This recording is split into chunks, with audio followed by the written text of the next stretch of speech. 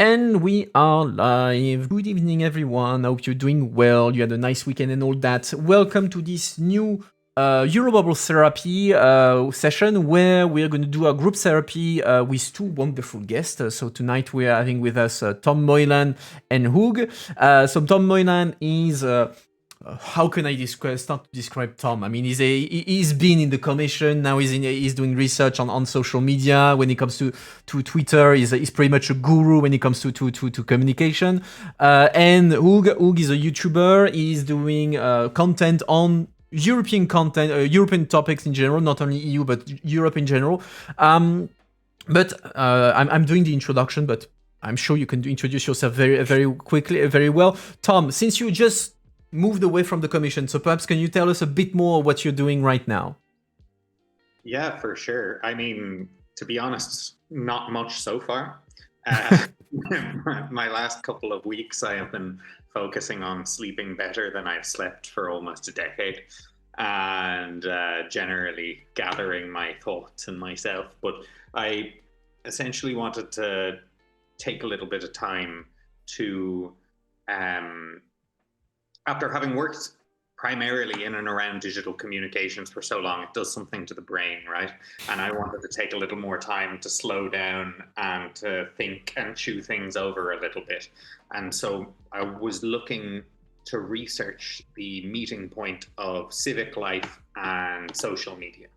I want to see how social media has transformed civic life. I like to think of it as a layer that's been added along the top. It hasn't fundamentally transformed everything, but at the same time, it has kind of added an extra little bit of something new on top of everything from journalism to politics to public affairs and whatever the case is.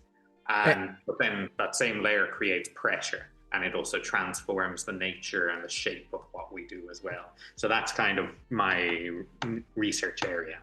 And so you're just before we go to, you're doing that as a general, let's say, topic, or do you do that specifically on European politics or something? Well, obviously my area is mostly European. Having worked in European politics for such a long time, I'm most naturally drawn towards this. And that was also a little bit of the ambition, was that I've been reading stuff about this particular area for a very long time, and I've always found the European content lacking. Not that the content itself I found was lacking, but rather there's an overcorrection on the US because, for example, they're so much more advanced in this area than we are, or the UK as well, and some of that is linguistic for sure. But it's also is sometimes regulatory. Like in the US, there's just a lot more money in politics, and there's a lot more money, or there's a lot less regulation around what you're doing in politics. So I think that this is some of it's always more interesting to research the cutting edge. In that sense, I always like to think that social media only gets interesting in politics when it gets boring, and people start to find the real applications of it, where it makes a difference, where it stops being a gimmick, and where it really begins to be a tool to create serious impact. So that's more the end of things I'm interested in. Okay, interesting. And Hoog, what about you? So you're doing content about Europe, but that sounds a bit too large. So perhaps like pinpoint a bit us in the right direction then. Yeah. Okay. So I started with just making more explicitly EU YouTube videos, just because this gets into a long conversation, but I'll talk about that later. Just because EU flag, I figured there was a small base of audience that would influence your watch time in the start. So if you made European focused videos explicitly on the EU, they'd be successful. So I started more specifically covering just random EU politics video essays, but then I just transferred to just doing general European topics, and then you could pivot off of those videos to explain something about the EU. So for example, Pete in Ireland, that's a very, I think, quite popular topic. You can explain that topic about Ireland, and then finally at the end also pivot to explain a little bit about EU legislation generally, right? So now I just do that on my main channel. I cover things that I find interesting in Europe, just because I think that like Tom said, I think the content is so incredibly lacking that there's so much ripe for the picking, especially for an audience. So if you want to make novel content, literally just choose one single country in Europe, find some niche story, then just produce that internationally. And that will be inherently novel just because it's not really supplied. And so that's where my channel is going now, more into the direction of just general European topics. But then on the side, I'm also working with a larger channel in the future where we're going to try and push out much more consistent, explicitly European and also EU focused content that knocks all the birds out with one stone in theory. So videos probably once every week, high quality video explainers that use 3D, which I think we can do better than I think most channels that currently exist right now, I hope. And then it will be explicitly focused on European countries and then using that to also explain things about the EU. So that's currently keeping me busy. That's my sounds shtick. ambitious. That sounds ambitious, but yeah. Looking forward should to be it when it's possible. launched. Yeah. Yeah. And so, well, for tonight we're gonna start talking about news because that's always makes for good conversation. So, Tom, what has been the latest news that caught your attention and why? Yeah, so I'm kind of cheating a little bit because it's not strictly EU news, but I found a way to kind of frame it to, let's say, talk about it in terms of the EU bubble, because I wanted to talk about Musk's takeover of Twitter. And now that we're, a couple of weeks into it, or a month even now, geez. It's clearly having an impact. There were a lot of people sitting around and being like, "Oh, it won't change so much," but it's clearly having a significant impact. And I think this means an awful lot for those of us who operate in any sort of policy or political environment, because de facto Twitter has become the kind of social media and the tool of choice for quite a lot of politicians, journalists, policy nerds, people who are interested in this area at large. And if we were to lose it, I'm not saying that we will, but if we were to lose it, it would mean kind of losing so many facilities, so many resources for, say, real-time information, criticism, perspective, stories. It's also, we would be losing kind of a space for bullshit to be called on power, because that's one of the super interesting features of Twitter, is that it's a direct link, and social media at large to an extent, but it is a direct link between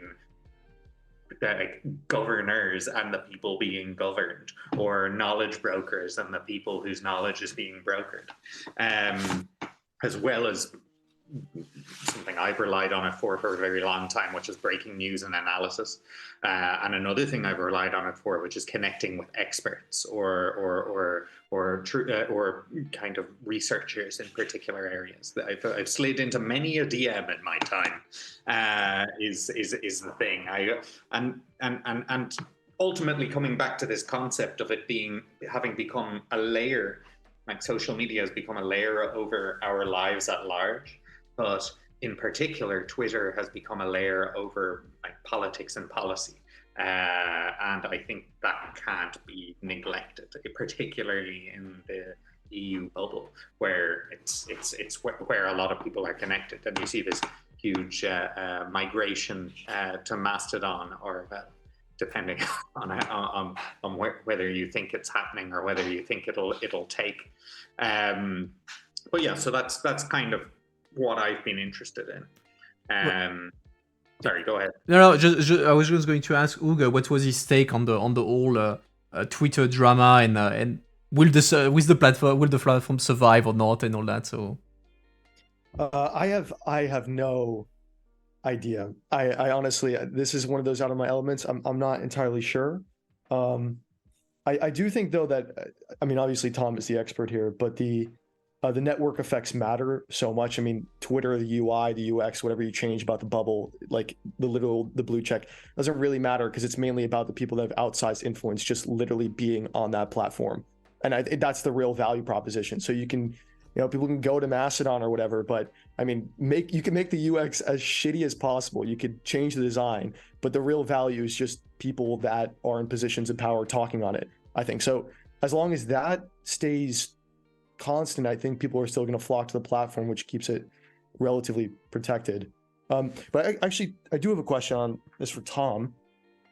Do you think the blue check fiasco, like now that it's like official, I don't know how what the new setup is, but the fact that you can pay €8 a month for it, do you think that will have a negative impact on like people in the policy? Like, how do you think that will change? Not just if the platform goes down. No, you're like, actually, you touched on two super interesting things there. On your second question, if I am up to date, if I am up to date on my information, I'm pretty sure that blue check thing has been the buying the blue check has been withdrawn. Yeah, it's frozen. Okay. It's frozen for now. After 48 hours, they understood that it was going down the toilet, so they froze the thing. Because crazy, okay. Because exactly what everybody said would happen happened, which was an absolute clusterfuck of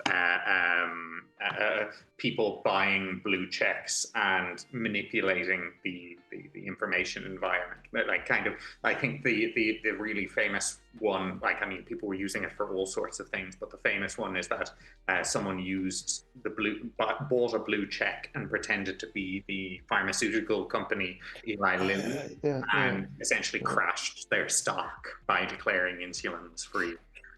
So this is like fundamentally so the idea of buying blue checks, from what I've gathered, is not new.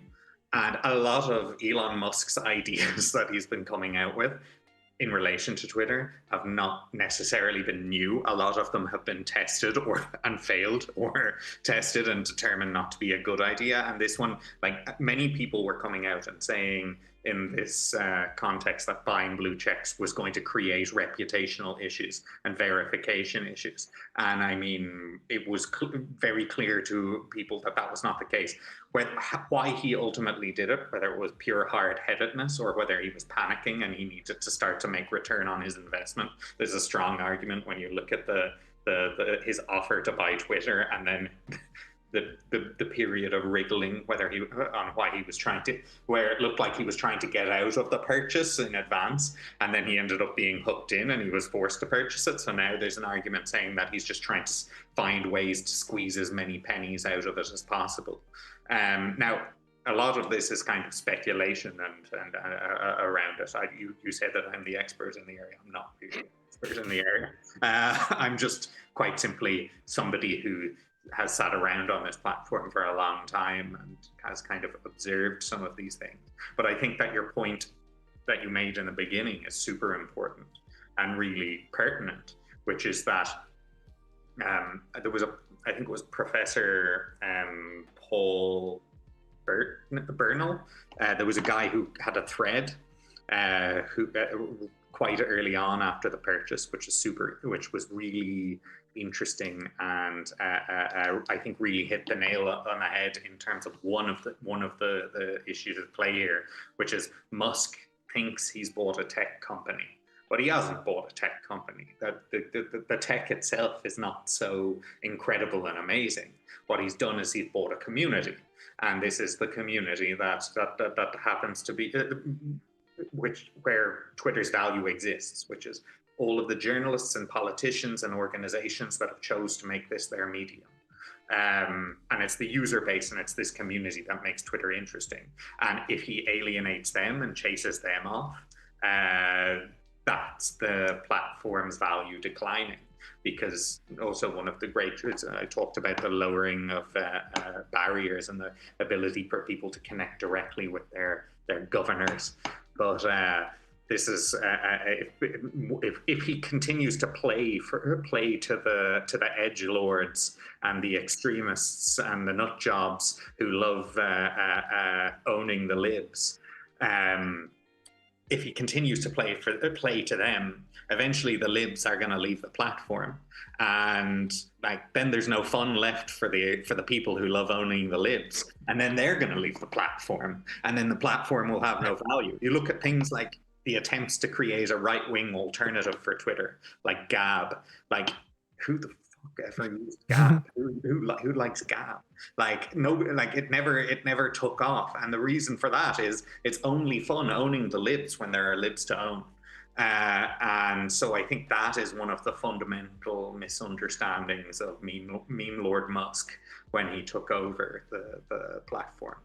Yeah, on that it's interesting as well because like when you say what he's buying is like the user base, and a couple of weeks ago I had like another French guy working on communication. He was saying, I mean, if you look at the numbers, Twitter is not that big a platform actually. It's like 200 million users, which is nothing when you compare it to Facebook, when you compare it to TikTok, when you compare it to Instagram. But the 200 million people who are there are people who matters: politicians, journalists, activists, researchers, etc. So it's let's say small user base, but very high value kind of target, because this is the place where you comment the news and when you make the news to an extent. I mean, look at the TV today. How many times a day news channel are commenting what X, Y, or Z said on Twitter, or the latest polemics and dramas made there. So that's indeed the value in there. And like going back to what you said earlier, Tom, like on whether Mastodon will take over Twitter, etc. I created an account on Mastodon, and I have to say for now I don't know about it, like, because it's kind of counterintuitive, and like Hugo, you were saying, oh well, even if the UX is shit on Twitter, people will remain there.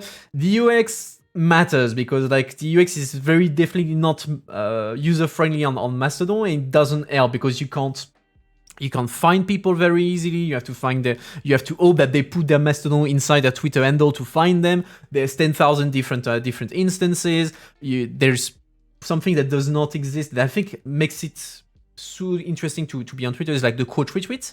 You don't have the quote retweet on Twitter, which is much better than a simple quote, than a simple tweet, or just pulling an answer under the initial tweet that will get lost. So I don't know if people will massively join Mastodon, but even beyond that, when it comes to institutions and politicians, what use they could make of Mastodon, because the added value in terms of communication, for now Mastodon I don't see it, or perhaps they will change their method, etc. But I would still prefer to stay on Twitter compared to Mastodon, whatever I may think about Elon Musk and what he's doing to the company. So I don't know what's your take on this, Tom or Hoog? Yeah, I mean, I would tend to agree. I myself, having worked in kind of public political communications for many years, would say that especially when it comes to choosing a new platform, and getting onto a new platform, the number one question I'm always asking is, okay, cool, but what's it going to do for us? Why should we be there? Who are we accessing there? So maybe there is the kind of first mover advantage, I suppose, to a certain extent, but at the same time, everything involves a certain amount of investment. And on your user interface point, I think that can be, I completely agree, and that can be summed up in the fact that at one point, I had been determined not to jump onto another platform immediately. I just wasn't interested in it, because I always feel like too many platforms crowds my brain. It's enough attention for me to be giving away to people. So I tend not to jump onto it. Then at one point, I think it was late at night, at some point last week, everybody declared that Twitter was, it had been down for 5 seconds and it was over. I was like, oh, damn, okay, I should probably set up a lifeboat here. And I went to Mastodon and I couldn't figure out what it was within the first, I couldn't figure out how to get involved within the first 10, in the first 2 minutes. And then I was like, oh, and then I rethought my decision. And if there's no clear entry point for me immediately, just opening up the site and instead of kind of having a place where I can register my email and put my name, instead I'm reading a page of explanations of what's about to happen to me. It gave me that's kind of it. I just didn't buy into it, and I lost interest quite soon. And call me kind of, easily distracted, but I feel like that's far more indicative. I feel like I'm as easily distracted as any other person, and I feel like unless you're really invested on getting on the platform and figuring out how it works, I get the point that you want to maintain the connections that you built up on Twitter and all that, just as I would like to too. But like, I'm unconvinced by Mastodon. Let me put it that way. That said, I do like the kind of decentralized model. I like the idea that it's not owned by or can't be bought by a billionaire who will blow it up because he felt sad because people were making fun of him on Twitter. These are positive aspects. So I see where the attraction is. It's just I'm not necessarily convinced yet. Hoog, did you create your Mastodon account or not yet? Not yet. No. I don't know if I will. Maybe if Twitter goes down, that'd be a good thing for my mental health. But I don't know. I don't get why they wouldn't have just, like, again, this is my armchair take as a 22-year-old person that does not know much, but like, why Twitter didn't just go in much more on like Substack or like newsletter services, that they would have integrated some form of subscription model for high profile bloggers on the site. I don't know. You saw some people saying that, but I don't know. I just imagine that would be like more long form writing and then paying a premium subscription for that. Didn't they try to do that? Yeah, they tried doing it with Review, but Review's just not. It's not the same as. It's just not there yet. Like Substack, for example. It's, I like they. That's the thing that I think is nuts, is that they were starting to experiment with that. Like the Musk thing just blew it all up. The Musk thing just changed the direction of. Well, I think one of Musk's biggest mistakes. I mean, I think he's made a lot of mistakes. I also, in advance of this, I took great pleasure in digging into Musk's deep history of business failures, as far as I'm concerned. But one of his big mistakes, I think he made when taking over this platform, was kind of making himself the global face of content moderation. Yeah, exactly. I figured out content moderation, this classically extremely difficult thing to figure out, but I'm a genius. So, and then we end up in this situation where just everybody was immediately going to like sling all of the crap at him. Everyone was like, I mean, I think it was within, if I recall correctly, within a short period of his takeover, there was 5,000 times more hate speech filled tweets than before. And there were, like, even he himself had been posting conspiracy theories. So and then you end up in this situation where he questions why people stop advertising on the platform. What was interesting was I don't know if you've heard about the whole kind of advertising collapse behind Twitter, but there's this event that happens every year called New Fronts, which is a big kind of expo where companies will come and sell ad space. And so they sell a lot of the ad space for the year in advance. And usually Twitter will come in and sell between, I think it was 600 and 900 million euros worth of ad space every year at this event. And then there was a coalition of NGOs, of civil society organizations, called Stop the Deal, who came in and essentially educated advertisers on the questions they should ask Twitter about post this takeover. And it was kind of questions around content moderation, questions around the fact that their CEO is like owning the libs and tweeting misinformation. And essentially Twitter's presentation collapsed within a few minutes of it beginning, and they sold almost no ad space. And so Elon Musk pins this, says that there's a conspiracy against him. Obviously, no fault of his own. Of course. But obviously, they were just linking back to this, they were just pointing at things. That's the infuriating thing. This is one of the themes that I've noticed from his whole career. Is he blames conspiracies for things for his own failures. People were literally just pointing at things he was saying and doing and saying, do you want to advertise on a platform that says this? Or that is unclear about how this is going to work. And then it all came kind of crashing down around his ears. I mean, you look at the kind of history of this, you look at like Tesla, for example, where he got in a huge amount of trouble because of this.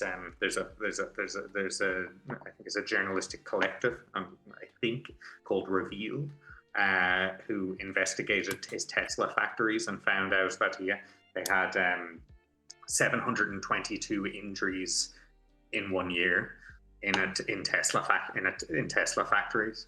That's like 2 injuries a day. We're not talking about like scrapes and bumps. We're talking about people crushed by things or inhaling and whatever. And he accused Reveal of being controlled by his enemies, whereas in actual fact they came out, they were like, actually we're non-profit and we're just a collective of journalists who went and talked to people who worked in your factories.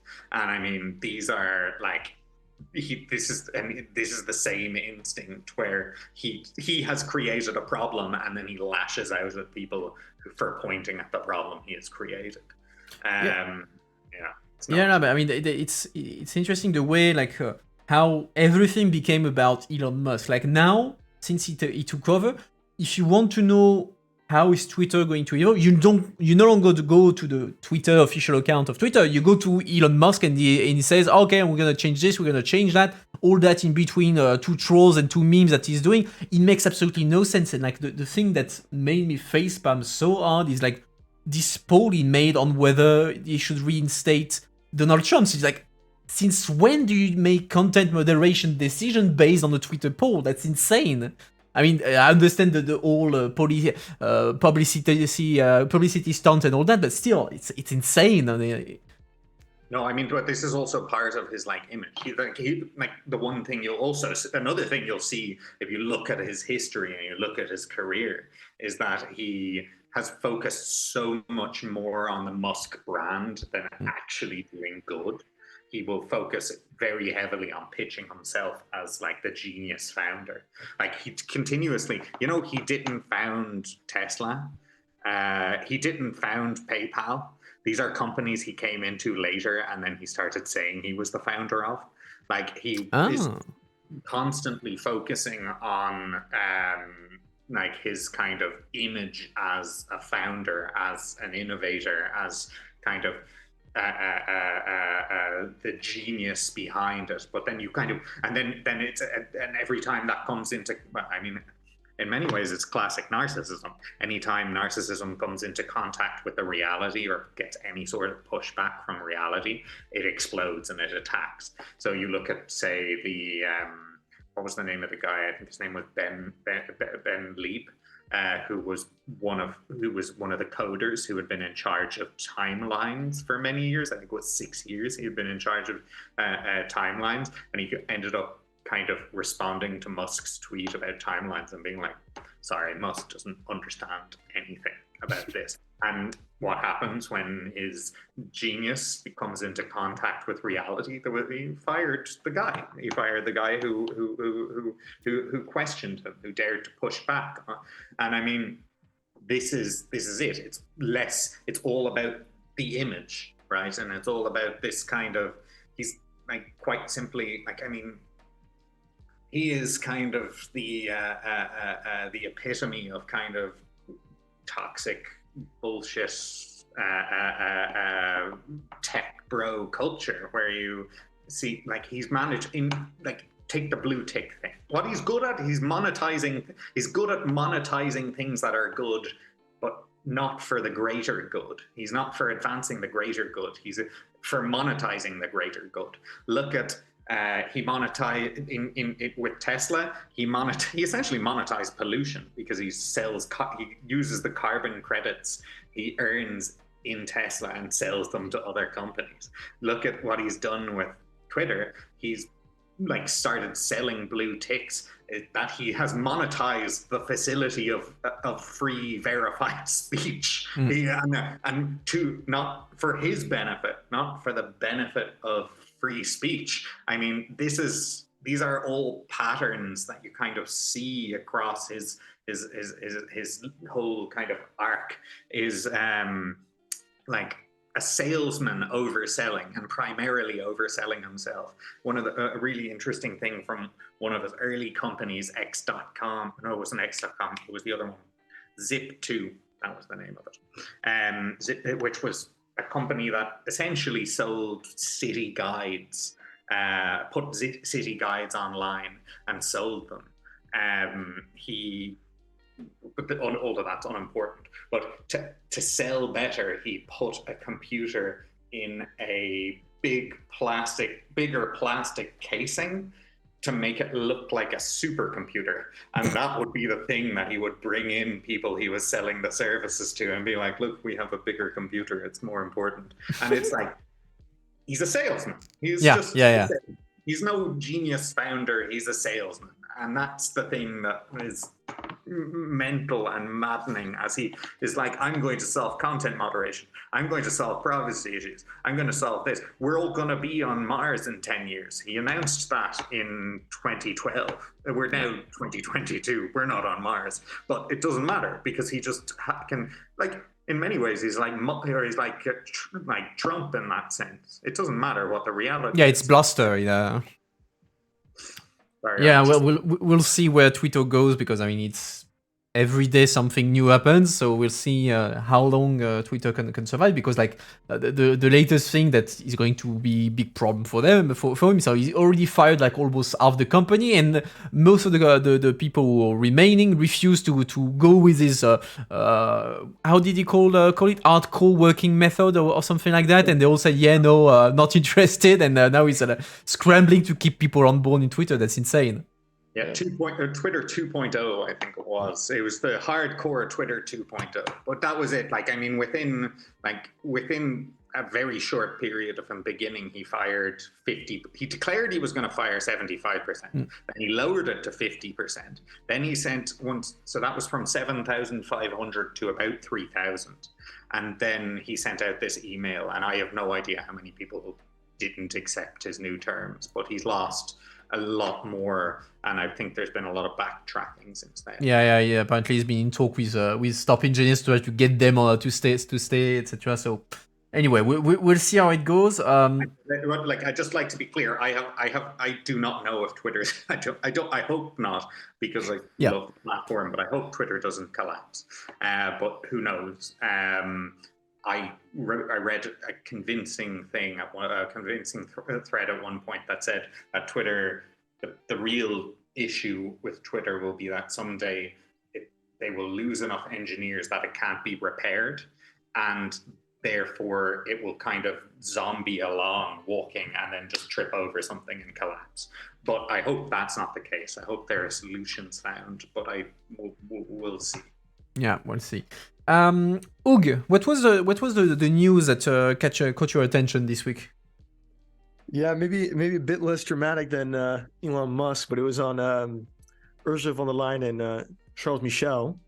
And coming as someone that's not too into the EU news, I did not know the extent of the drama that they had between each other. So it was an article by Suzanne Lynch. It's called "Europe's Odd Couple: The Dysfunctional Relationship." The political article, yes. Yeah. And about them not coordinating meetings together with each other at G20 and just generally not being fond of each other. And the reason why I thought it was interesting is because in the context of video making, this story is the cream of the crop of a video that you would want to make about Europe that's explicitly European focused, that would also be successful. I mean, it like the first 10-15 seconds, it's crucial. You just do the chair scene with Ursula von der Leyen, and then you explain, oh, you shouldn't be looking at Erdogan, you should be looking at this teddy bear, which is Michel, and then just explain the dynamic. So you have your hook, your retention is high, and then you not only explain a little bit about the faces of the EU, who these people actually are and their positions, but then you can actually explain something about the EU in a process. What is the president of the Commission versus president of the European Council? You actually educate people a little bit about it, attach some faces, and it's also not incredibly boring. It's drama. It's super interesting. So that's the reason why I thought the story was it was more of it's a selfish reason I thought the story was interesting. You know, it was only for my own purpose and for engagement metrics. But yeah, maybe you guys know more about this, but I think it's golden content, to be honest.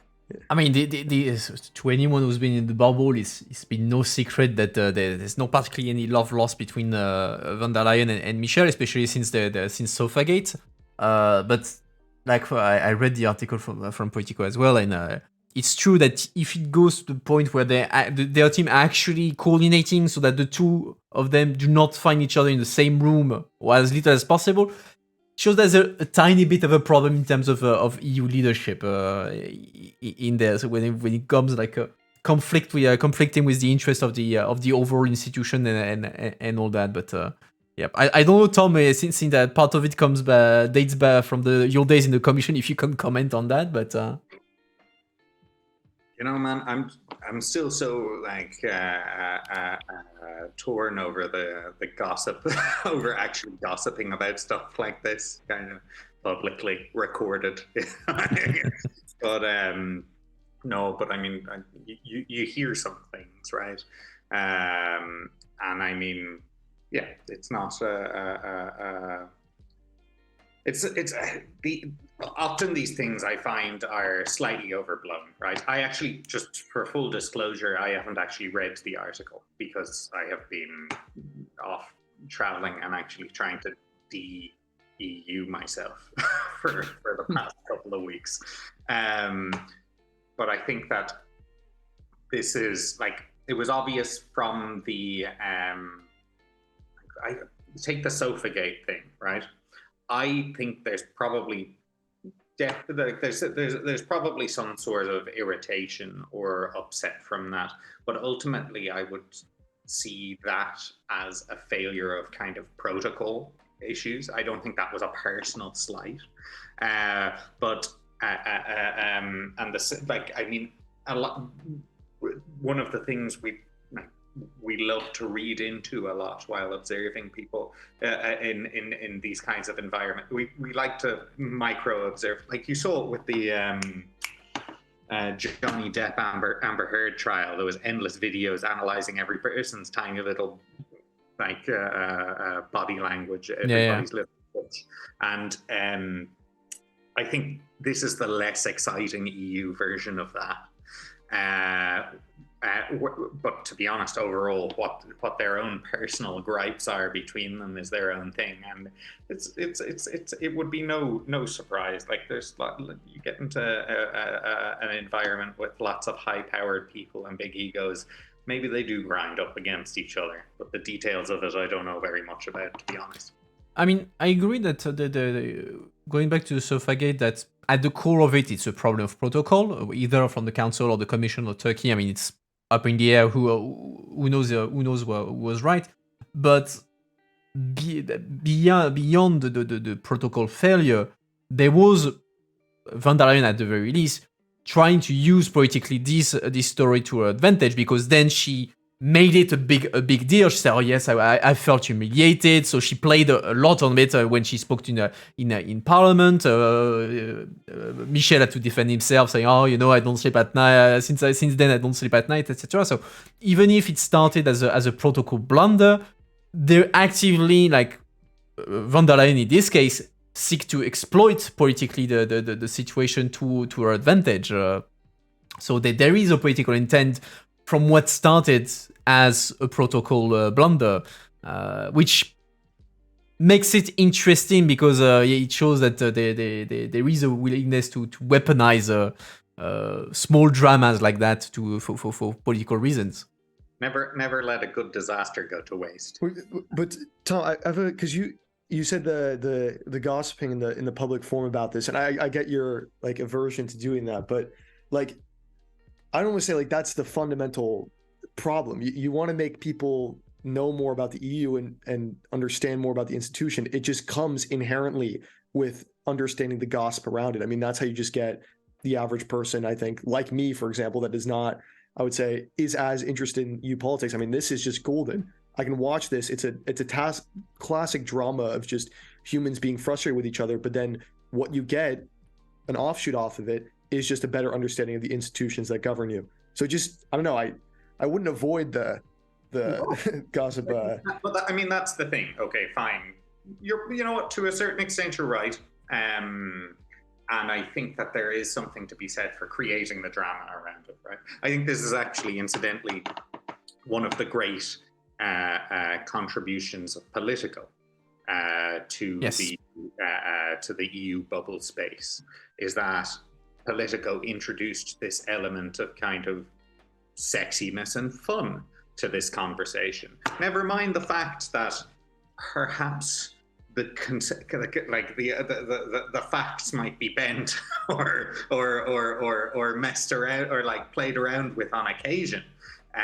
There was this kind of, ultimately there was this kind of introduction of a way to get people more engaged and invested in it, and that's absolutely fine for Politico, but that's not necessarily the energy and I don't necessarily think it's the best way to have people or to sell the EU, to bring the EU across. It might be a way to engage people who are already aware of the EU and are interested in the EU into it.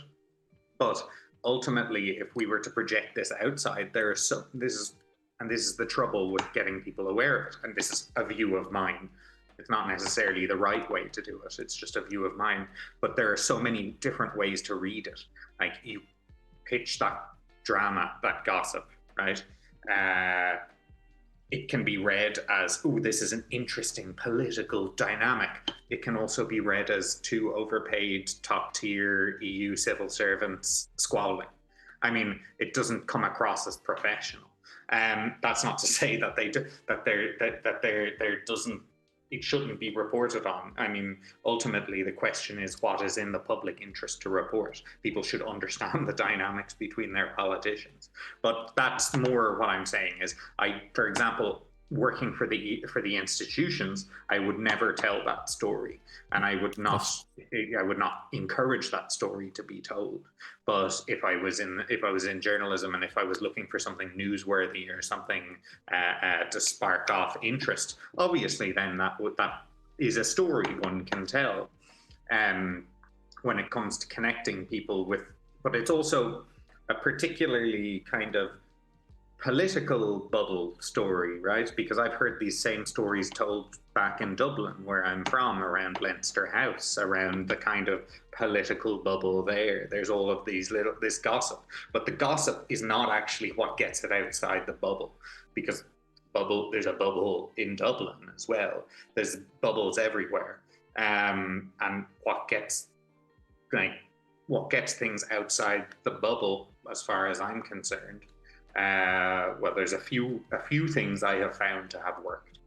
One is connecting it to people's real lives and showing the impact that it has on their real life, and gets people to kind of gets the interest, demonstrates the interest to them and gives them ways to interact. Another way is to play to values a little bit and to kind of community build, create community around something. And then, but there are many other ways as well. And one of them, for example, Luke, is how you do it. And this is one of the things that I think is very good, is that you take information from the bubble and you take it and you process it and you figure out how it's relevant to your audience and deliver it to people that way. So perhaps you have an audience or but there's or a kind of a base. We were talking about user bases earlier, or a constituency, whatever way you want to phrase it, that is interested in that type of information as a topic. But that is, I would still say that is still a political nerdy topic, and it's not like bringing it to the great beyond. Do you get what I mean? I totally understand what you mean. I'm wondering, like, if you're just doing it from a like end results, that's what you're optimizing for. And let's say I just want to explain the different pulls and distribution of power within the EU. That's the story that you want to pull, right? You could make a video. How is the European Commission president different from the European Council. That's your title, right? And you could do that, and I genuinely like you could reach a lot of people doing that, but if you really wanted to do that topic much more justice, you're going to have to dress it up, and that dressing up can give it magnitudes more scale than what you were originally doing. Now, there's trade-offs there, obviously, everybody knows that, and but if you think if it's desirable to break out of that bubble and make that bubble more accessible than other people, I'd say like almost, pull some strings in how far you're willing to go to dress up these EU topics. I think ignore the dry kind of power dynamics and literally tell a story of two individuals, because that's just what people prefer with any story. I don't know, but yeah. I mean, in the end, it comes from like two different perspectives. Like Tom, you were talking more about the institutional perspective, because indeed, if you look at it from perspective of an institution, the SofaGate is more a story of weakness. Actually, it shows the weakness of the institution more than anything. But then, if you are Politico, if you are Hoog, he gives you a hook. He gives you like something out of the ordinary that you can use to tell then the bigger story. Using the facts, shaping the facts to explain the institution. It does not necessarily be a negative thing. Yeah, of course. By the way, it's just No, and I totally get it. And I have to say, I'm not saying one shouldn't do it. I'm just saying from my own perspective, from what I played, that's where I. You can also say one shouldn't do it. I'm all open for the. But you're exactly touching on like what makes a good story. What makes a good story? Tension. And you want to create that tension. Tension's what makes something interesting, and I totally take your point that it's a great way to explain those dynamics, right? Is to bring people in that way. But I think that as well, like you said yourself, there are tensions that come with every time you make a decision around how you're going to tell a story. There are always tensions there. There's always different balances to make. I remember looking at so I'll tell you a small version and a big version of this. But the small version was I had a Polish YouTuber come to visit the EU institutions once, and we had lunch together. And at the end of lunch, they brought out a coffee, and it was a few of them, and we were all sitting around a table. And one of them, they brought us out a bunch of cups of coffee, and there was a little EU flag on the cup of coffee. And one of them took a photo and tweeted it, and I saw them do it, and I opened my phone and I looked at their account and I said, "Oh, I see you tweeted the coffee. What does that mean?" And then they said, "Oh, that's where it's I'm just saying, is this where my taxpayers' money is going?" And I was like, and it was getting loads of likes, and I was like, "Oh, well, that's a nice way to represent your tour of the European institutions, where 20 people have sat down with you to explain different aspects of things and try and engage with you over this." And he was like, no, but it's a joke. It's a joke. It's a joke. People know it's a joke." And I was like, "But what about the people who don't know it's a joke? What about all of these guys in the comments right here are replying very angrily?" And it's about that kind of, so that's obviously not an extreme example of that tension, right? Is that it 100%. Yeah, things in different ways. But the other one which I found interesting is this idea of these late night TV shows in the United States that discuss like Jon Stewart, John Oliver, like all of these guys who discuss US politics, and it's demonstrated that they are more polarizing and potentially then arguably, it doesn't mean that the rights and wrongs of it, but arguably more polarizing and harmful for democracy, even in the way that they speak and present ideas.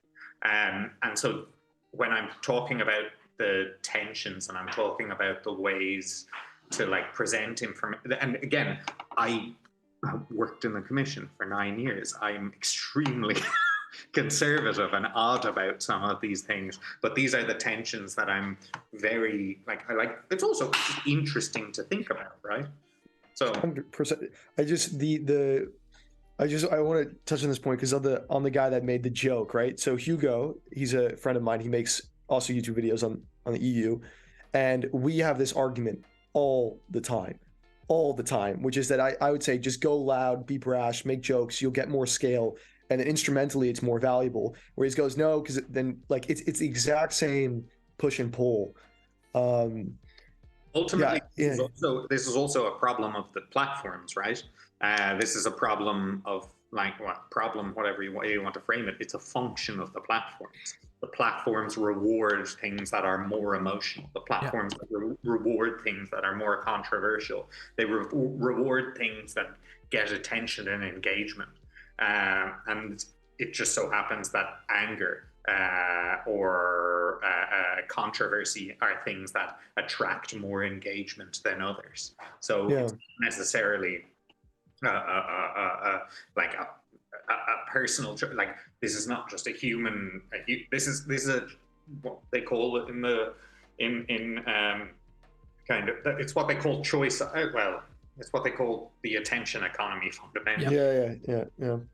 But I don't know if you were already in the commission back then, Tom, but when you told this story, I remembered something that, do you remember the time where I think it was the first or second year of Juncker as president of the commission, and he organized this kind of series of interviews with YouTubers, influencers, etc. So invited influencers from around the EU. And I remember that in France, there was like this small drama because there was this one YouTuber who made it in a full drama because they say, oh yes, the commission is trying to buy me because they offered me coffee, and they say, oh, they told me you can talk about this or that to Juncker, or they paid me a Mars, and it's like, what the hell is this story?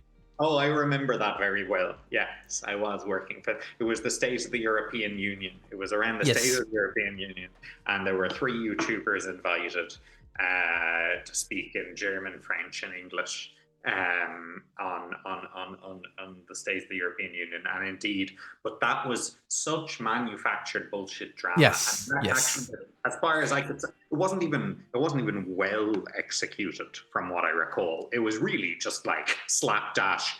The YouTuber in question attempted to come in to cause a controversy, and had it so she was essentially secretly filming the whole time, and she was waiting for someone to say something controversial to her.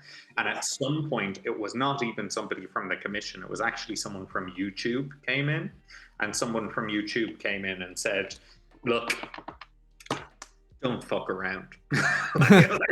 like essentially said, and it, actually, to be fair, they shouldn't have said that to her. They came in and they said something along the lines of, look, just like, be nice.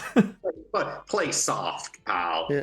It's fun. Like, ultimately, this is like a nice thing that you're doing for your career. It's a good connection to have. Don't kind of be an ass about it. And to be honest, they should never have said that to them. That was actually somebody pretending that an influencer wasn't similar to a journalist in some ways, like, and you can't give them the same freedom. But you need to give people everybody needs the same freedom to speak and to create content the way they want to create it. But she videoed that and then published it saying, I am being censored by the commission. But the fact that she was, first of all, not speaking to anyone from the commission, and everyone in the commission kind of was like, in fact, conservative in that they did not want to shape what she had to say for fear of that actually happening. But it is what it is. But it's, again, arguably, this person was quite simply attempting to get the best content for getting eyes on the screen out of what was probably a less interesting event than she's used to participating in, right? It's like she was just trying to, if she could have generated that controversy successfully, I think most people actually turned around and kind of went, yeah, no big deal, because they saw the video and they were like, that's not really a big deal. But I do think that she was clearly playing to the algorithm, ultimately. Yes. Yeah, it was clearly manufactured on this.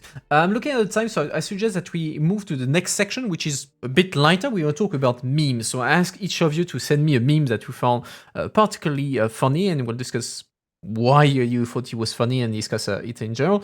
So let's start with you, Hoog. So Hoog, you sent us a meme from that you got on Twitter from Le Chou, saying, well, actually, I'll let you explain the meme and why you thought it was particularly funny. Well, it's not really. Yeah, it's also just for the making the point. But do you want me to read the caption? Yeah, go ahead. Yeah, EU pledges to reduce pointless announcements that nobody normal can understand by 57%. And I took a, I think it was like one main EU politics module in university. I remember just the absolute difficulty of understanding anything EU politics papers, etc., etc.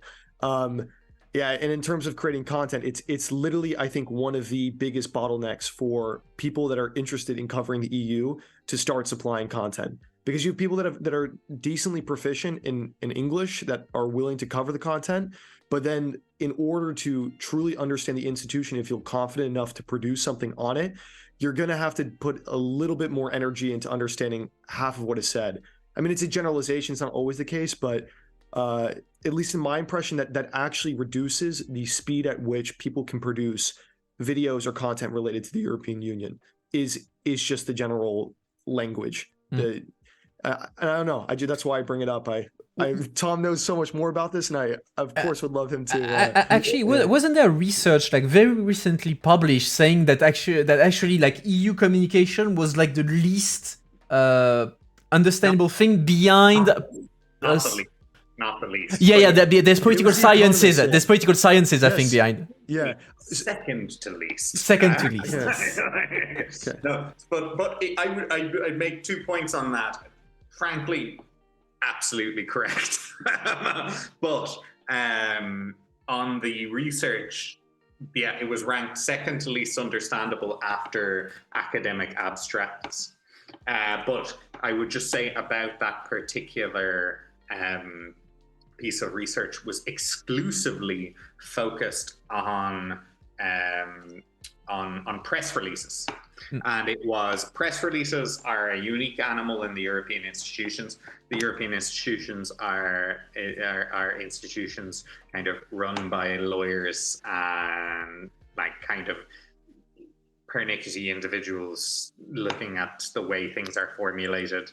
And so there's a lot of tension in how things are produced. I actually think it was an unfair comparison when it came to that piece of research as well, because the scale that they used were academic abstracts, EU press releases, and then UK press releases, if I recall correctly. And there's also a question of native English speaking in there as well. What you have is lawyers pushing back on people who are not necessarily always native English speakers.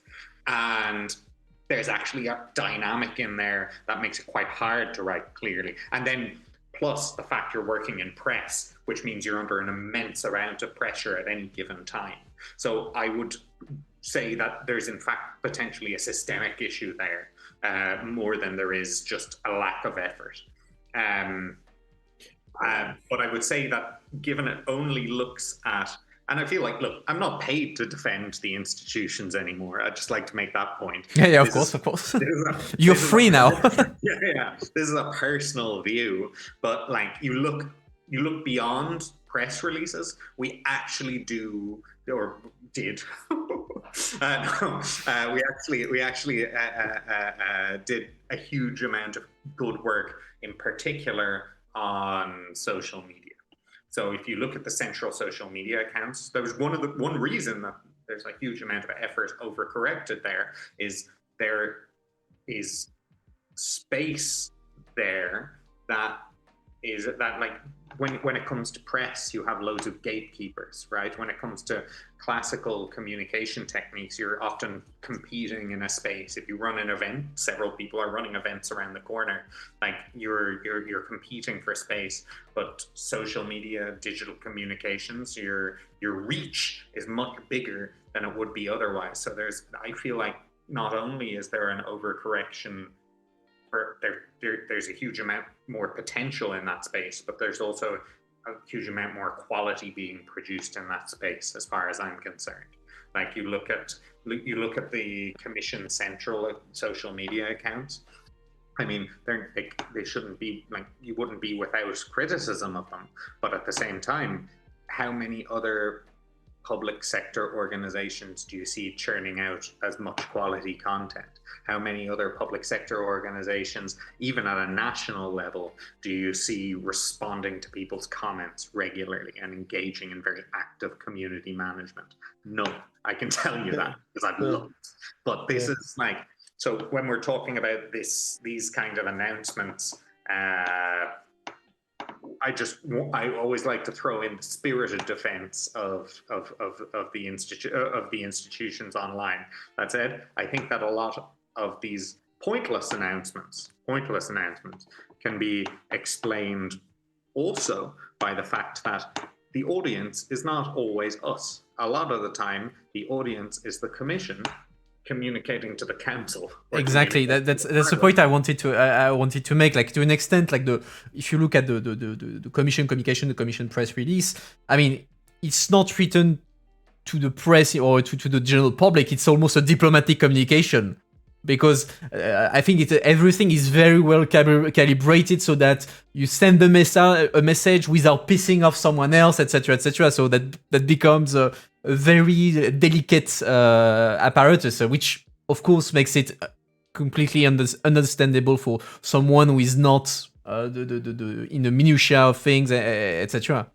And this is where content creators like yourself who comes in. You become the new information broker to decipher these things and pass them along. I hope you're prepared to take on the mantle. I'll try. Yeah, no. But it's so interesting what you say, like, because then the other part is like also just be forgiving for people that don't have a command of the English language. It's just how it comes. And obviously, although I think there's plenty of English speakers that don't necessarily need to be proficient in a language that can still be clear. Like, I'm not sure how, like, you can know a language and still be clear in it, even if your understanding is minimal. But the tension between that, you know, not necessarily first language, but then lawyers, then also needing to make sure that it's pressed tight, is that creates an amalgamation of problems that. All these issues, time pressure, all these different issues, like institution. Also, maybe somebody who's come in and you're surrounded. Like I've seen it, and I say it because I've seen it, and it's just again, it's just kind of one of these intractable problems that you see. And one of the reasons I do like to come out with the spirited defense of it as well is because, and I'm not suggesting that's what anyone here is doing, but there is like a kind of a culture within, particularly among the native English speakers in the EU bubble, who come in and just are very critical and laugh at it and don't come with a lot of solutions, but come with a lot of criticism. And it's like almost like you gotta love the body you want to heal. You gotta understand the real issues behind it if you want to improve it. And I think that's one of the things that within it's a difficult thing, but I mean, there's also a certain amount of fundamentally, like, let's also not let the institutions off the hook either. I mean, there's a certain amount of institutional inertia there. Changing anything in a situation where the answer is, but that's the way we've always done it, is always hard. That being said, there's progress. I mean, Tom, you let us know what you think, but like, having looked at it, like from my side in the parliament, etc., I've seen like communication on social media evolve very positively over the past, especially since 2019. I think that there's been a real step up from the institution, the political groups, etc. Like things that back when I was an assistant would have been unthinkable, like a DPP or SND posting memes about policy, the commission posting memes, some DGs posting memes. That was simply not happened back when I was in parliament, and now that's, I don't want to say it's a daily thing, but now you look at communication from some DG. DG Trade is, for instance, very good at that now, and I've seen a lot of stepping up in terms of, at least on social media communication. Then press releases is another animal, but I think that you're right in saying that it's a bit unfair to focus on press release, because the press release is one thing, but then it's how you pitch it in social media that matters in the end, because that's the user-friendly kind of communication there of the press release, which is still pretty arcane, diplomatic, and all that. Yeah, for sure. I mean, a big chunk of that over time. I mean, I started working in social media back in 2014 in the institutions. And I remember one of the big things in the beginning was you had phase. Like, I always like to break things down into phases when I'm thinking about them. Phase one is don't fuck up. Phase one is prove that you won't screw up the whole situation by posting. Okay, cool. Now, phase two is I'm providing you value. You start to display. I mean, one of the things my friend Pablo always said is that they only started taking us seriously when we showed them that we could predict the questions in the press room by looking at Twitter. So that was like, again, you kind of start to demonstrate value a little bit more and more, and you build up these. So I feel like, and exactly, it's also when these tools stopped becoming novel and they started becoming standard that we truly became very good at them. So I think that these are definitely things to bear in mind. But just to, because I like to do it, to pivot and entirely 100% and agree with Hoog's meme, I'll go back and I'll say ultimately one of the problems as well that the institutions have with communications fundamentally is not knowing why they do it. A lot of the time we come out with these pointless announcements, and a lot of the time we don't know what we're achieving with it. We don't communicate for fun. We communicate either to achieve a policy goal. So you can achieve a policy goal by getting people to wash their hands and not spread a deadly disease, or you can get them to stand apart and do the same thing, or you can do it to soften the ground for a policy where you, like when I worked in trade, I worked in the post-TTIP environment. And a lot of what we worked in was kind of mitigating resistance, like telling people to like stop, like trying to like fundamentally stop people protesting our policies. One of the fundamental parts of that was changing the way we make our policies and changing the way we do our policies. Policy can't be better than communication, or communication rather can't be better than policy. That's super important to remember. But like we don't communicate, fundamentally we don't communicate for fun. A lot of what I see coming out of the institutions, I see communications coming out, and some of the most, it's not even the worst, but the most pointless communications clearly is happening because it's legacy, because we've always communicated this, because this is what we communicate, or it's because it's maybe a status symbol to have a press release out there, when why the hell would you want a press release? It's because my unit's very important and I need a press release. So like these are the like some of the drivers of pointless communication. I'd also say that the word strategy is deeply abused left, right, and center. A strategy is not a strategy without a plan for implementation, without resources to dedicate it to it, without a timeline and fundamental objectives to complete at the end. That's all I have to say about strategy. Sorry, that's you need to say that get out of your chest. So message received. So actually, let's switch to Therapy your. is right. Sorry, therapy is the correct title for this. Yeah, I told you it's a therapy. You know, it's you unburden yourself. It's a part of healing. Let's say. Let's switch actually to your own meme, even if it relates to what we've already discussed, which is Twitter. So the whole rethinking of the "this is fine" meme. So anything you want to add on that? Since we already discussed a bit on Twitter and all this.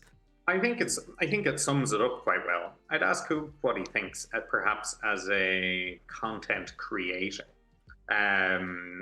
What do you think about, like, because this is something I've toyed with myself. Is, for example, I've used Twitter for ages and I built up like a decent enough following, and now I'm like, what will it take for me to like abandon ship here? What would it take for you to leave a platform? Perhaps one that's clearly burning down around your ears. If you could have sufficient conversion to another platform where you can take your biggest selling points, because mine are videos, right? So I think that's a trickier thing for people that have, let's say, more established titles or brands on Twitter, for example. With me, it's the selling point is just video. So I find another platform that allows me to upload stuff. I can just bring the videos with me, a-okay, you know? And so maybe I'm in a luxurious position where I have deliverables that I can directly bring. I don't know. That's better for you guys. Maybe for I don't know about that, because even if like myself, I built a decent following, I'd be pissed off if Twitter ceased to exist for sure, because I'd be losing a lot of people. But I do think like beyond Twitter, it's something that is common to all social media, because I've seen like plenty of YouTubers having these discussions, because they're unhappy with the way YouTube deals with content moderation, etc. And people say, oh, but why don't you switch to Dailymotion? Why don't you switch to PeerTube or whatever? And they're all saying, yeah, but people are not good. The audience, the users are not going to switch to the other platform. So I'm going to just shoot myself in the foot by leaving YouTube for another platform. And it would be the same for Twitter, because like Tom, you're what, 25k followers on Twitter, something like that. I'm 21. If I was to decide, okay, I'm going to switch to fully Instagram or fully to Mastodon, I'm going to, and I post, let's say for a week, go onto Instagram, go on Mastodon, follow me there.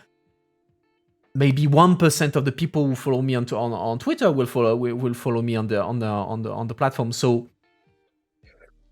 that's not sustainable. Okay, that's a problem. Okay, I do want to counter this a bit. So full disclosure, I also publish to another platform which exclusively tries to solve that issue, which is called Nebula. So creators will upload their video content there. So you don't want to put all your eggs in one basket. But I do think, okay, so if take something like, if you're just talking about it's algorithmic problems, what you're describing, but I think for, again, you can correct me if I'm wrong, but this is also for some other different YouTubers than I am. But I imagine that people sell onto your content much more for your, well, Tom's not producing content, but like they just believe much more into you because of your innate personality. Of course, my personality is tied a little bit to the videos, but it's for me, if I were to go onto a different platform, it's pretty likely that the engagement metrics will be the same, right? So if there's a limited amount of videos that people can watch, which videos are they going to show to the people with limited supply? They can't show every video. They're probably going to do something on watch time. They're probably going to do something on click rate, right? How many people click on that topic? Any new video platform will slowly gravitate a little bit towards those engagement metrics. I mean, TikTok is in some ways, but it's a different algorithm than YouTube, but it's still very similar. So I think, YouTube goes down. I think my videos, if I publish them on a platform, right, I think it's still going to get judged just like it was before originally on YouTube with engagement metrics and click rate. So I think that the videos exist a little bit more separately from my personality.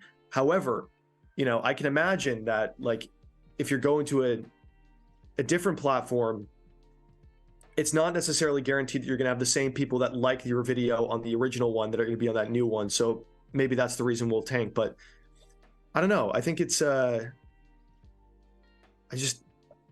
maybe I'm too optimistic. Maybe that's my my problem in this situation. Oh, but I feel like you definitely have a point. Whereas like for you, a lot of the value lies in the video content or in the content you created. I also kind of switched away from less ephemeral content and started writing a newsletter, for example, because I wanted to. Also because I had the notion a couple of years ago that maybe sitting on a platform and putting all of my energy into like diversification fundamentally, but like also a list of email addresses is fundamentally something you can never lose. It's something less ephemeral than any kind of platform that can fold. But I've also lived through, 10 dominant platforms at this point. But sorry, do you have a point? No. Sorry, you finish.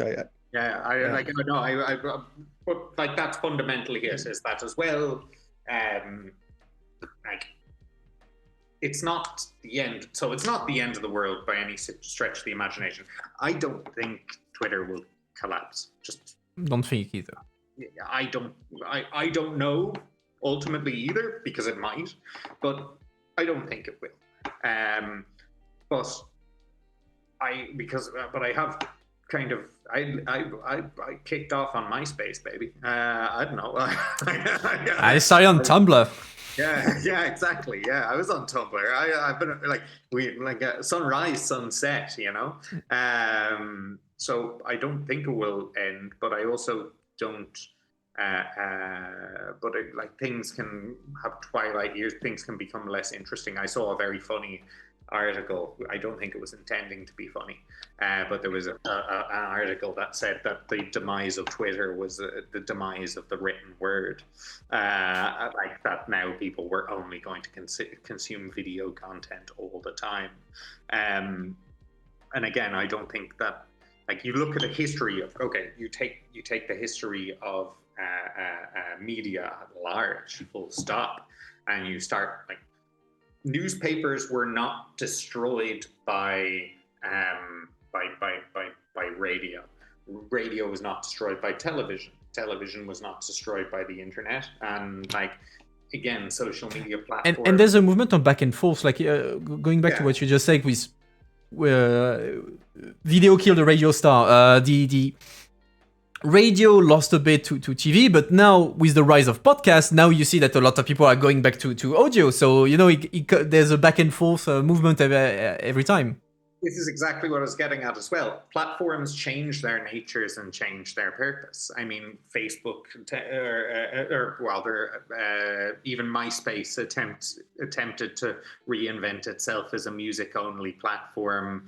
Like, the demographics of I remember I was speaking with a data colleague of mine at one point, and she was even commenting on the fact that the demographics of Twitter were fundamentally changing. We thought of it as the place for nerds and policy specialists, but that it had suddenly become hip and cool, and a lot of, like, Gen Z were joining and, like, kind of shit posting full time on it, and that it was becoming this nice, like, interest. That's probably going to be that. If anything, that's probably going to be torpedoed by the Musk takeover. But it's just to say that, like, none of these things are static, and none of them necessarily eliminate each other. And maybe and if there are effects, they don't necessarily affect forever. It would be nice for our lovely storytelling attitudes to be able to tie a bow on things and say, and Musk took over Twitter and that was the end. But that's not what happens a lot of the time.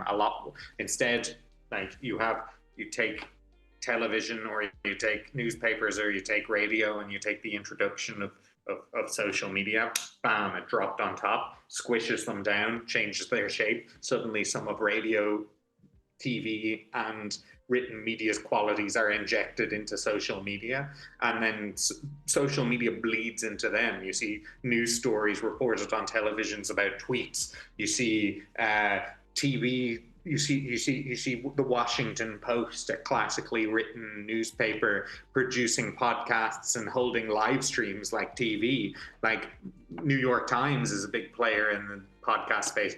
Yeah. None of these things are linear, is just what I'm getting at as well. Is you kind of see, and as well, I've been guilty of it as well. I think I made a tweet about a week ago declaring it was nice tweeting with you all, but that was more for the drams than anything. Gotta love the drams. But, like, it's nice to try and tie bows on things and declare things, but fundamentally, you know, sunrise, sunset, these things change and shift and squish into each other, and it's just a real big mess, is the media space at large, which is also one of the reasons I want to sit around and think about it for a while. It's fun. And speaking on producing media, I'm going to switch to your respective carte blanche to finish a bit the stream. Hoog, I think you have something that is a bit related to that for us today. Yeah, so I'm okay. I'll wrap up my points, because the general shtick I have is that you, right now, at least if you look at engagement metrics on YouTube, there's this reputation, at least in the circles that I see in Amsterdam, for example, that the EU is just kind of boring, that, you know, European content, it's not necessarily successful. American content, like we were talking before, is much, you know, there's much larger production budgets. It's much more successful. But what I see, and what I see a number of other creators seeing as well, is that the engagement metrics do not reflect that. When you produce European content that is focused on a member state, it's inherently novel because there just isn't that much supply, and it doesn't seem like it negatively impacts the watch time. In fact, if I produce a video, it seems like Dutch people and German people are boosting my watch time relative to Americans. So if that were the case, if you understand the algorithm on YouTube, for example, that would be ringing alarm bells for people where it's like, oh, you should actually maybe pivot a little bit more attention to European content because you can actually boost yourself in the algorithm if you do that properly. That is the take, and that is the argument that I will fight to the death. That is the problem. I will say, like it's completely ironic. You would not expect it, but that is just what the evidence seems to be. And I just one final point. The only things you need to do, I think, to make European videos that get a few 100K or even more views is just don't be pretentious.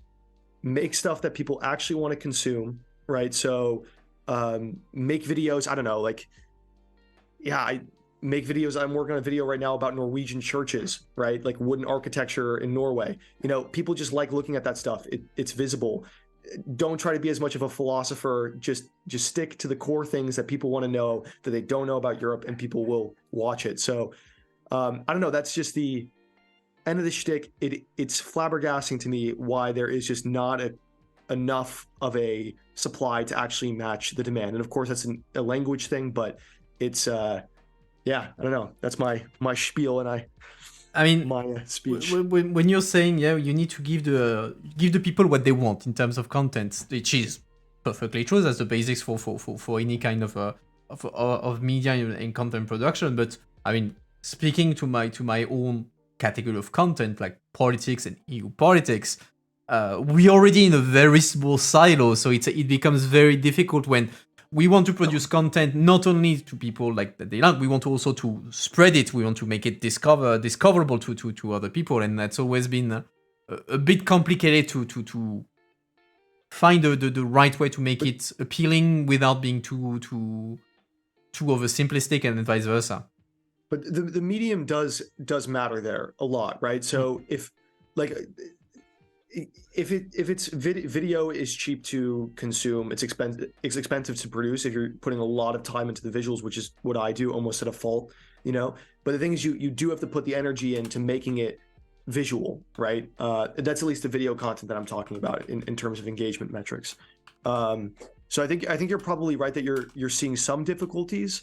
But I would still say if you're speaking about EU politics, you're condensing it. You're explaining some of the pushes and pulls, how the institutions work. You're relating that to member states, German politics in general, even Italian politics. I was speaking to a friend, like, if what you see in the United States is they'll make one profile on an American politician and they'll get millions of views. And the question is, could you do the similar thing for Mario Draghi, for example, or Lagarde? Could you do the same thing?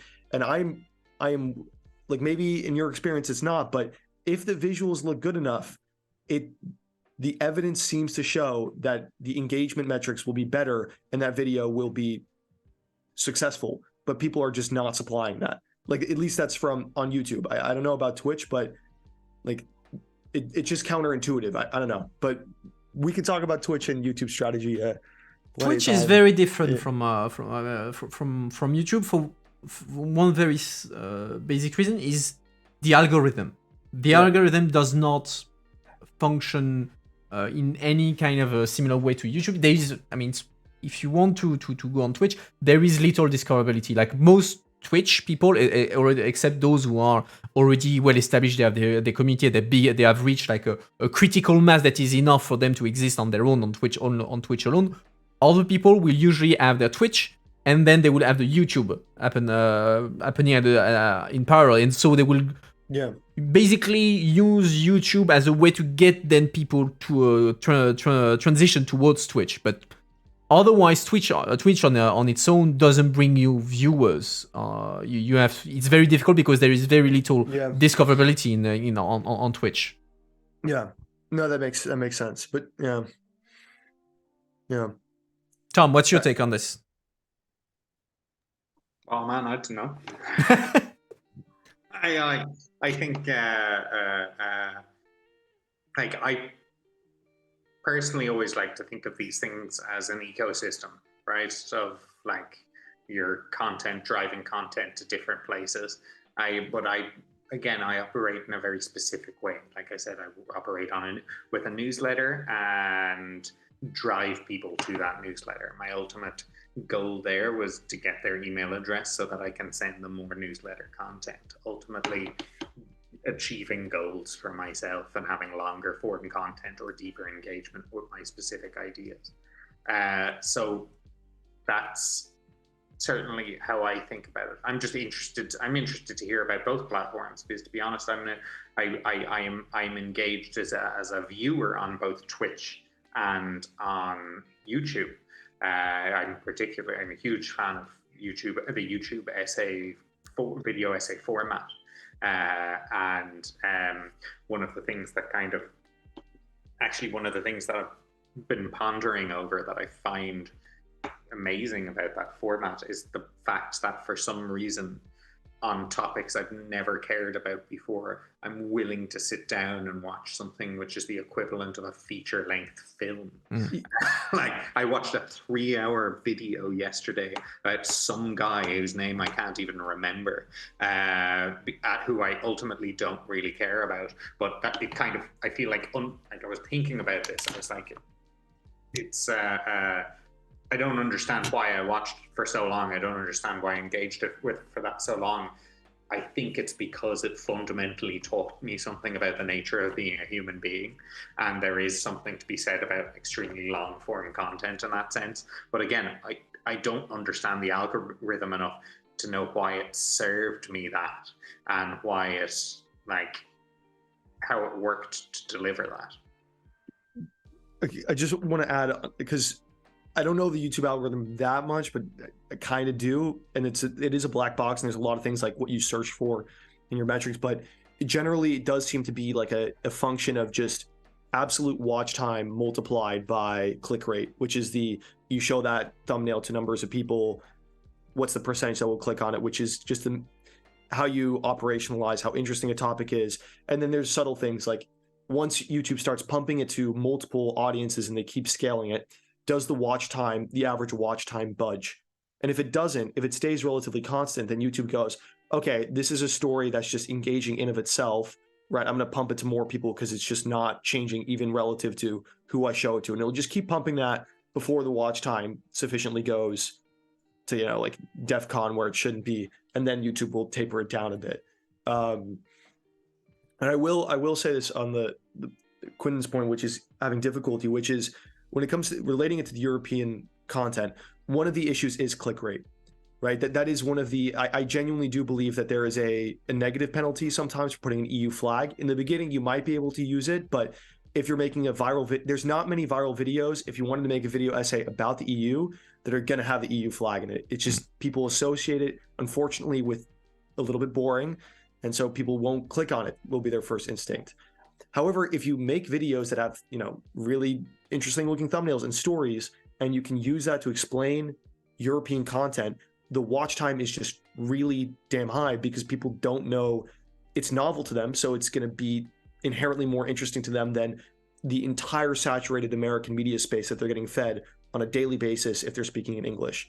So the click rate is not there yet. The marketing is difficult, but once you snag an audience and they're actually engaging with the content, it seems like you're in more of an advantage than if you were producing, you were producing what is typically expected in the English language market. That's the general take. But again, I would love to talk to you about making that successful content. Do you subtitle, and do you try and go beyond the English speaking audience online, or do you just try and capture that specific demographic? Yeah, so I do mainly English, only English, and I did translations and subtitles. I asked a French guy to subtitle it, but subtitles are marginal addition. You only get point something %, which is a problem. However, I think YouTube is experimenting with separate audio tracks. Now, the unfortunate part with that is that, okay, again, what you want channels that scale enough to the point that they're translating, and then they can also do double sponsors, for example, right? So I know German channels, and I would ideally love eventually the channel scales up, I would do French and German dubbed, and then also you can chuck another sponsor on there if you want, which is the business of it. And you might be also able to get higher rates, but right now it's just not financially feasible for smaller fish to do that kind of, to invest in the infrastructure to dub, although it would be lucrative and rational for many channels that are already at scale to do. They just don't do it because it's just too annoying to figure out. But yeah, that's a long answer to your question, which is, yeah, it's English. Yeah, that's the... You always have to measure fortunate. the what you're getting back for the effort that you put in ultimately as well, which is really, like, it also comes down to choosing platforms or choosing like new tools to use. It's why I'm always very suspicious of kind of whatever the latest like, I mean, you take the whole TikTok thing, for example. I was always, or actually even better, you take the metaverse. Yeah. And I was always very anti diving into it as the commission in particular, because as the commission we're a public service that's spending public money and offering kind of like attempting, and like I said, we don't communicate for fun, so you need to be very clear in what you're achieving with going into a particular space because it's a long-term investment to do that. That said, when it comes to certain new trends, there's also the argument that, okay, it's a gimmick and it'll get eyes on us for just a moment, and that can also be an argument in itself. But as long as you're actively making that decision, that can be something in itself. But Well, technically, the commission is already in the metaverse. Like, they published this, they launched this metaverse for the global gateway. We were showing that during the last Eurobubble thing. I think it cost like something like almost 400,000 euro. Is that the 3D animation? They did a video on it as well. It was like crazy 3D animations they were pumping out. I don't know if that's related to this. I don't know. Did the character in there look like paper clips? I don't know. Maybe it was one of the craziest 3D animations I've seen in a while. I don't know if that's. I just remember that being. Maybe I'll send a link later. But I mean, we were having fun about it like a couple of weeks ago, because like it's something they created a metaverse. The commission created a metaverse, which, okay, fine. It's they want to experiment with a tool. Why not? It's not a bad thing in itself. But we were discussing the fact that they made a metaverse related to the global gateway, so this the EU answer to the Chinese Belt and Road Initiative, so something towards Africa, big on investment, etc. And then they make this kind of weird metaverse supposed to be focused on the global gateway, but then you have some random videos. It's addressed to the general public. You have an area of the metaverse where it's supposed to be like a 24/7 beach party where people are raving. So it makes absolutely no sense when you relate that to what is supposed to be about the global gateway. There is a complete cognitive dissonance between the project is supposed to be related with and what is actually in there. So I thought it was interesting and kind of weird as an example of initiative from the commission when it came to the metaverse. But well, no comment on that. We are probably, since it's a global gateway, maybe DigiTrade had a say in this, but I don't think DigiTrade had a say in that one. That wasn't DigiTrade's goal. Oh, okay. All right. Well, on this, Tom, actually, you're on a completely different topic. Let's do your carte blanche. Fundamentally, I feel like we've been following a theme through this whole conversation, and then my end pitch is just something completely fundamentally different, quite simply because it's something I give a shit about.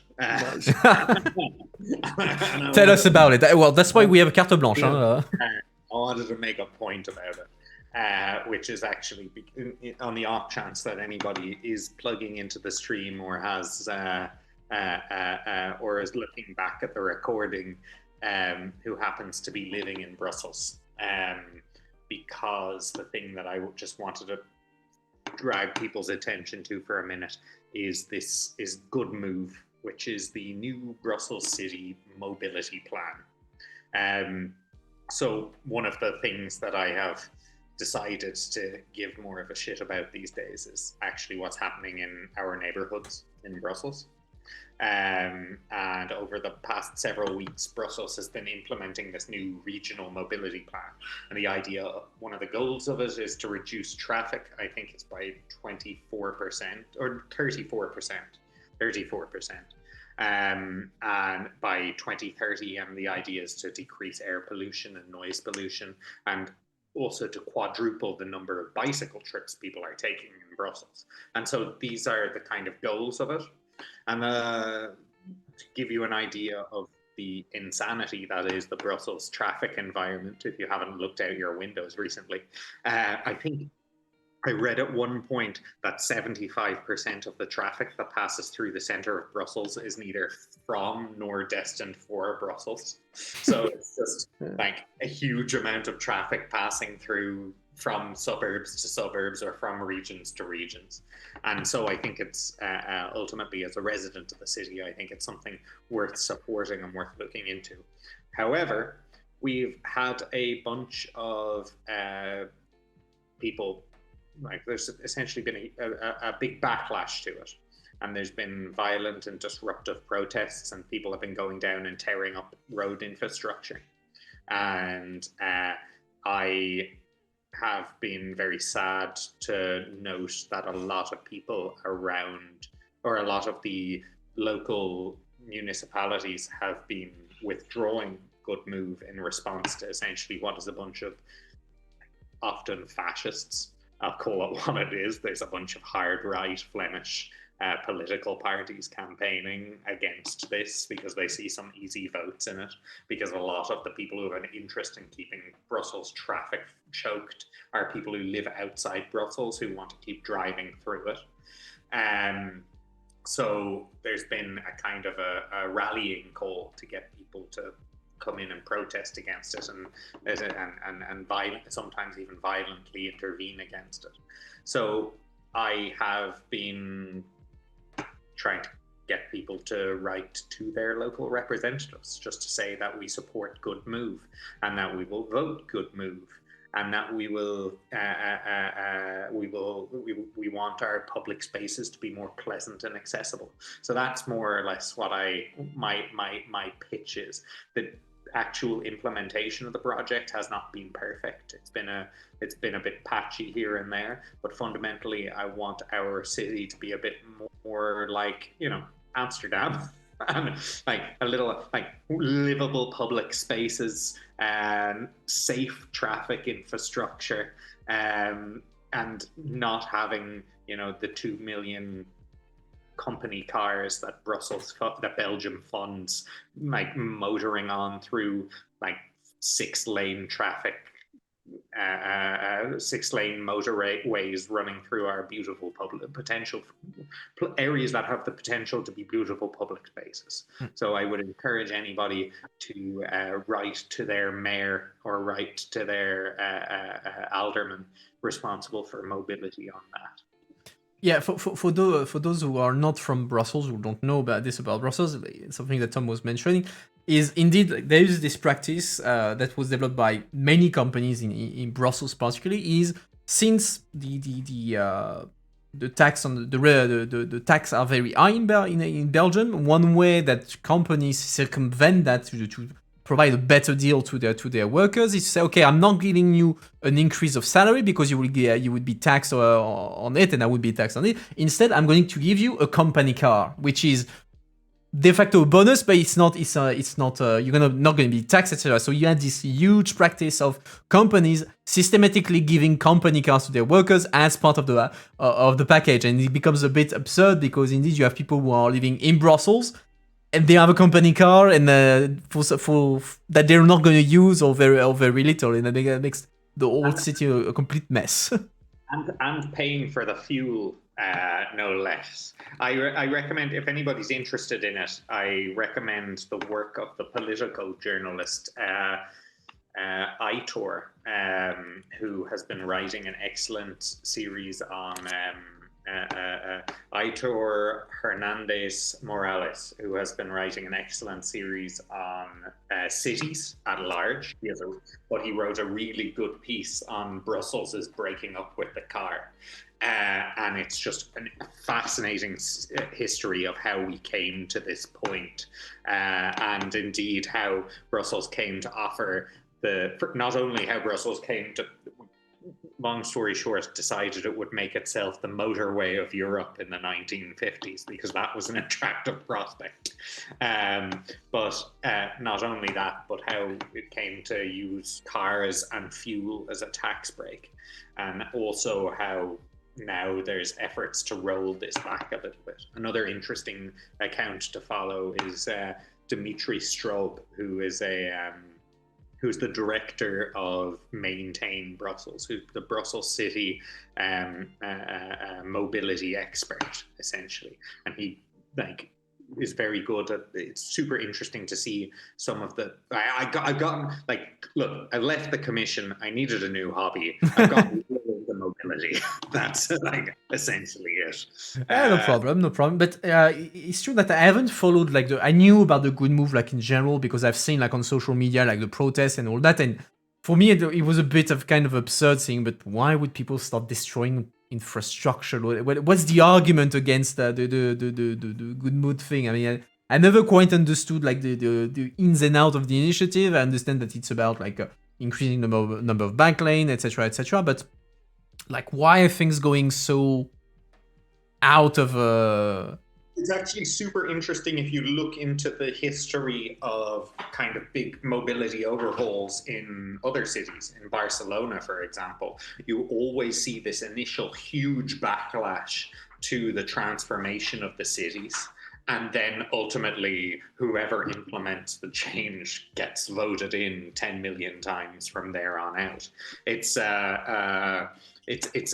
it's something that I was kind of dismayed to see some of the Belgian Brussels specifically politicians rolling back on, because you essentially, what does that say about our democracy as well? If some group of people come out, as a vocal minority comes out and is violent in the streets, and so we change our plans for them, despite the fact that a lot of these mobility plans already went through public consultations where a lot of people already made their voices heard.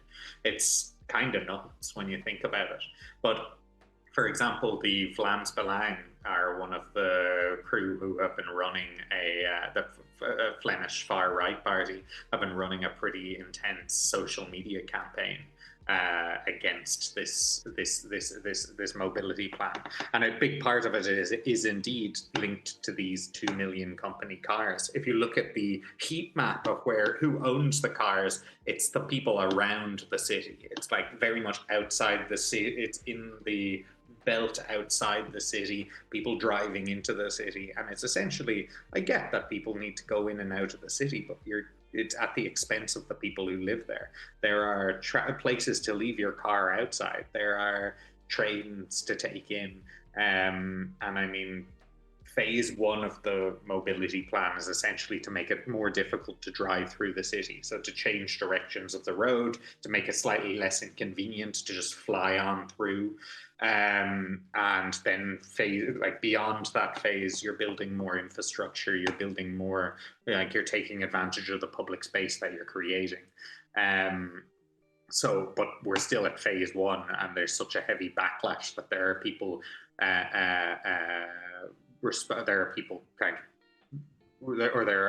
some politicians are withdrawing it, and I think that unfortunately, unless people mobilize and organize themselves to write to their, I mean, it's one thing working in the EU, we're always engaged in politics, but to what extent are we actually engaged in the fundamental nuts and bolts of the politics of the city that we live in? It's something worth thinking about and something worth learning about and engaging with, because it has such a direct effect on our lives. If we have our if we have this plan overturned, it's an imperfect plan, but we know all about imperfect plans working in the EU. But it's an imperfect plan, but it's something worth doing, and I would just be very disappointed if we ended up kind of being railroaded by a bunch of fascists from outside the city, you know? Oh, that's very clear. Very clear, definitely. So, chat, if you're in Brussels, write to your mayor about the good move to get mobilized on things. It's true. Like I've been in Brussels for nearly 10 years. I never got involved ever in like a communal kind of politics. I don't think I ever voted there. So yeah, I mean, it's true that we in the bubble we love talking politics all day long, but then the politics of our local city were like, yeah, that's how is it supposed to get better if we're not a part of it? You know? It's worth it, and it is actually interesting. And I like, it's one thing I talked to a really interesting woman who worked in the parliament, who was also a city councillor in Etterbeek. And I remember her saying, you know, the remedy to me talking big politics all day and seeing no impact, sure, there's an impact, but not seeing the tangible impact. Stepping out of my house and having a look and being like, I'm the reason that you can lock a bicycle here. I'm the reason that you can cycle there. I argued for these trees right here.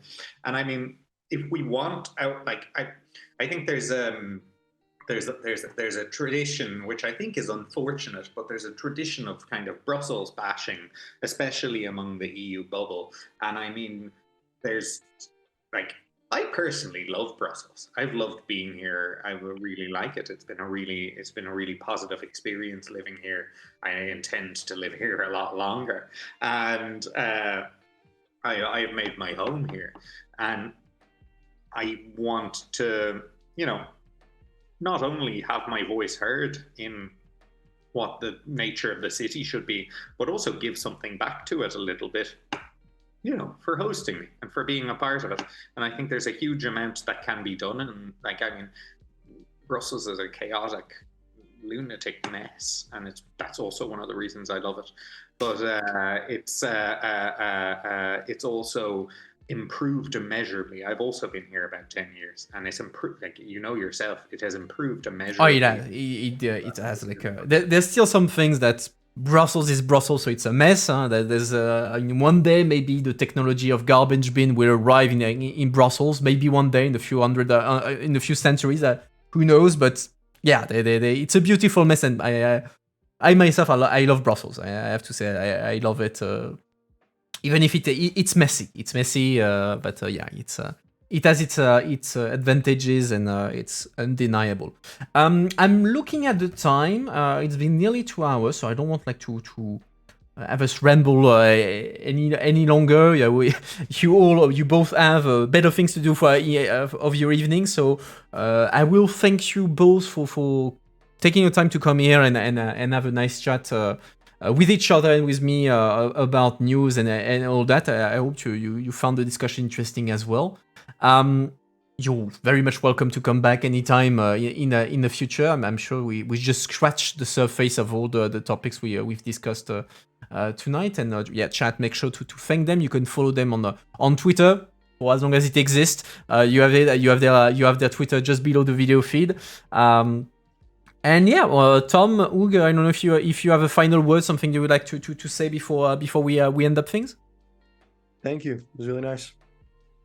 Yeah, I got nothing to add. It was a real pleasure. Good to spend time with you both. Thanks a lot. Thanks again for being here. So, guys, I wish you all a good evening. I will post the schedule for next week on Discord tomorrow morning, but basically interview tomorrow night with a Dutch MEP, and on Wednesday, interview with a French MEP on the regional EU policy. So, again, we're going back to EU discussion. And next Sunday, the EU news review. And on this note, well, I wish you all a good evening, and I hope to see you soon, or at least at some point in the future. Bye, everyone.